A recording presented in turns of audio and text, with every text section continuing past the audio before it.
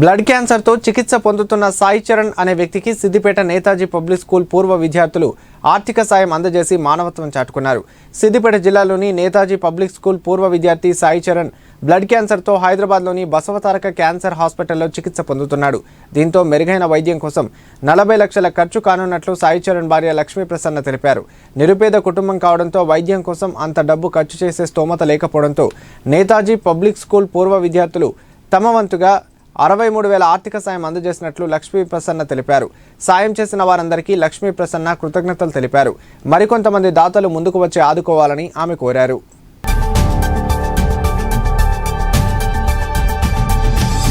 స్థానిక నేతాజీ పబ్లిక్ స్కూల్లో పనిచేసినటువంటి పూర్వ ఉపాధ్యాయురాలు సిరిసిల్ల సునీత గారి ఏకైక కుమారుడు సిరిసిల్ల సాయి చరణ్ నేతాజీ విద్యార్థి. వారు ఈ మధ్యనే బ్లడ్ క్యాన్సర్తో హాస్పిటల్లో బసవతారకం హాస్పిటల్లో జాయిన్ కావడం జరిగింది. మరి డాక్టర్లు ఆ వైద్య ఖర్చులకు సుమారుగా 30 నుంచి 40 లక్షలు ఖర్చు అవుతుందనేటువంటిది చెప్పడం జరిగింది. ఈ విషయాన్ని తెలుసుకున్నటువంటి నేతాజీ స్కూల్ పూర్వ విద్యార్థులైనటువంటి 1997-98 బ్యాచ్కి చెందినటువంటి విద్యార్థులు వెంటనే స్పందించి సుమారుగా 63,000 రూపాయలు కలెక్ట్ చేసి వారి సాయి చరణ్ యొక్క భార్యకు ఈరోజు నేతాజీ పబ్లిక్ స్కూల్లో అందివ్వడం జరిగింది.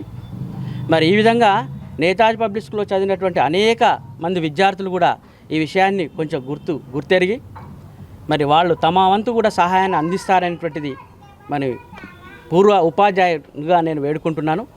మరి ఈ సహాయం చిన్నదే అయినప్పటికీ కూడా మనం ఇచ్చేటువంటి చేయూత అతనికి ఆరోగ్యం బాగుపడి మళ్ళీ తిరిగి మనలో ఒక మనిషిగా ఉండై వాళ్ళ కుటుంబానికి ఒక పెద్ద దిక్కుగా ఉండాలనేటువంటి ఒక ఆశయం చేత ఈ పని చేస్తున్నాం.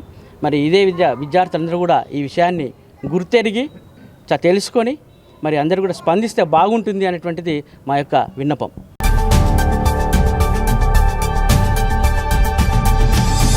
నా పేరు లక్ష్మీ ప్రసన్న.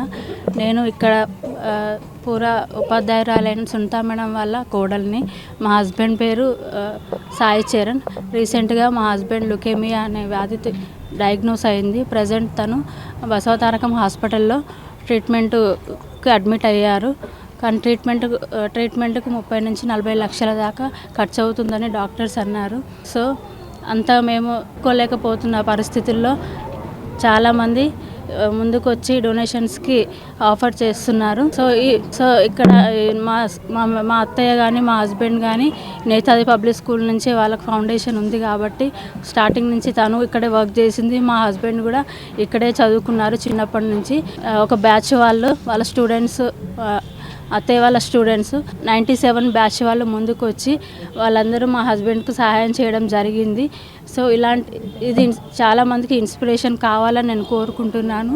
ఇంకా చాలామంది బ్యాచ్ వాళ్ళు ఈ వీడియో చూసే ప్రతి ఒక్కరికి ఇది ఆ బ్యాచ్ వాళ్ళు చేసే సహాయం ఇన్స్పిరేషన్ కావాలని ప్రతి ఒక్కరికి మనస్ఫూర్తిగా కోరుకుంటున్నాను.